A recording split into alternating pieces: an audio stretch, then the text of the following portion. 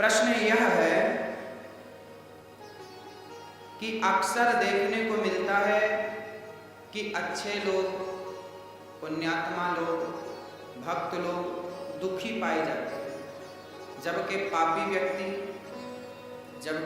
व्यक्ति सुखी होते हैं। कभी कभी समझ में नहीं आता कि ऐसा क्यों होता। क्या ईश्वर की अदालत गलत निर्णय देती है? ये क्यों होता है? प्रत्यक्ष देखने को मिलता है। इसके पीछे कारण है। एक गुरु जी के 2 शिष्य थे। दोनों शिष्य बहुत पढ़े लिखे थे, समझदार थे। एक शिष्य की आदत जरा गंदी हो गई थी और एक शिष्य तो रोज सत्संग करता था। जहां कथा हो जाए दौड़कर पहुंच जाता, कथा भी सुनता, कीर्तन भी करता और मस्ती से अपना भगवत प्रेम बढ़ाता। एक तो सत्संग करता और दूसरा शिष्य जो था वो वैश्या के घर जाता था। वैश्या मुजरा करती थी ना, उसे बहुत अच्छा लगता था। जब वो नाचती थी, बहुत सुंदर थी ना वो वैश्या, उसे देखने के लिए लोगों की भीड़ लग जाती थी।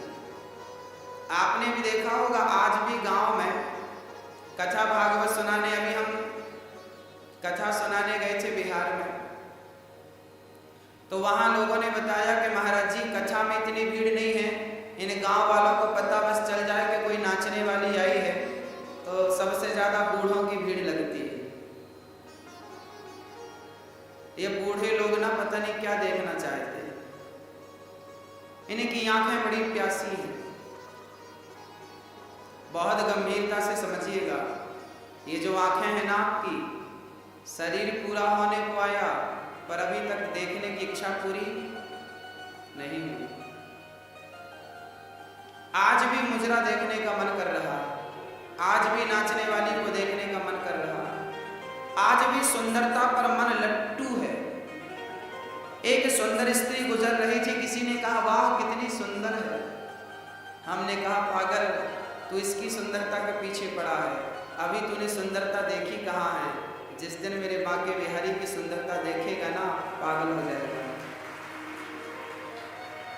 ये दुनिया हमें तब तक ही अच्छी लगती है जब तक हमें भगवान का स्वाद नहीं मिल जाता, और मिलने की देर है, केवल देर है। एक शिष्य जाता वैश्या का नाच देखता, जबकि दूसरा शिष्य जाता तो वो कथा सुनता। एक दिन वैश्या के घर से लौट रहा था शिष्य, तो सिर्फ रास्ते में सोने से भरी एक पोटली प्राप्त हो गई। रास्ते में सोना मिल गया ढेर सारा।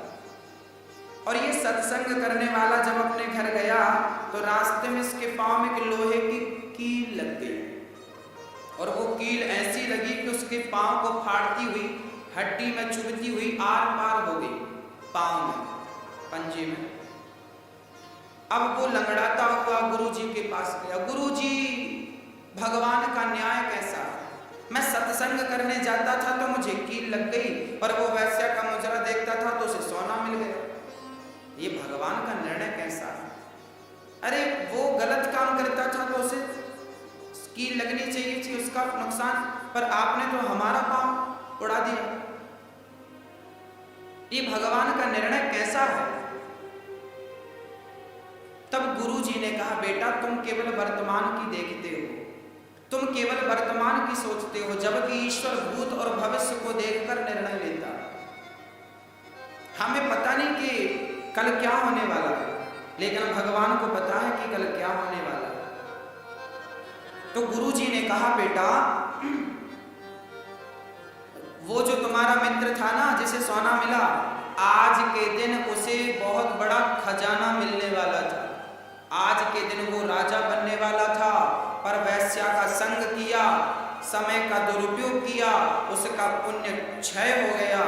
और भगवान ने कहा कि इसे राजा बनना था, क्योंकि पिछले जन्म में इसका पुण्य ज्यादा था, इसे राजा बनना था, पर वैश्या का संग कर करके इसने सारा पुण्य खत्म कर लिया।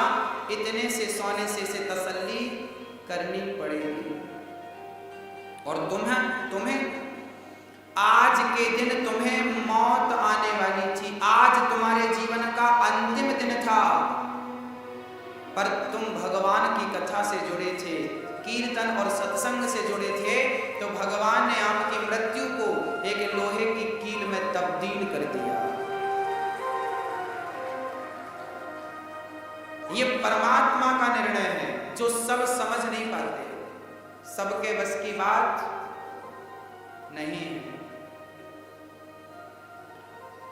जीवन में जब दुख आए, जीवन में मैं आपसे बात कर रहा हूं, आपके जीवन में जब कोई भी दुख आए तो समझ लेना कि ये आपकी बहुत बड़ी, आप यदि ईश्वर से जुड़े हैं तो आपका बहुत बड़ा संकट परमात्मा ने छोटा सा करके निकाल दिया। बहुत बड़ा संकट, ईश्वर का धन्यवाद हमें देना चाहिए, ईश्वर का शुक्रिया अदा करना चाहिए।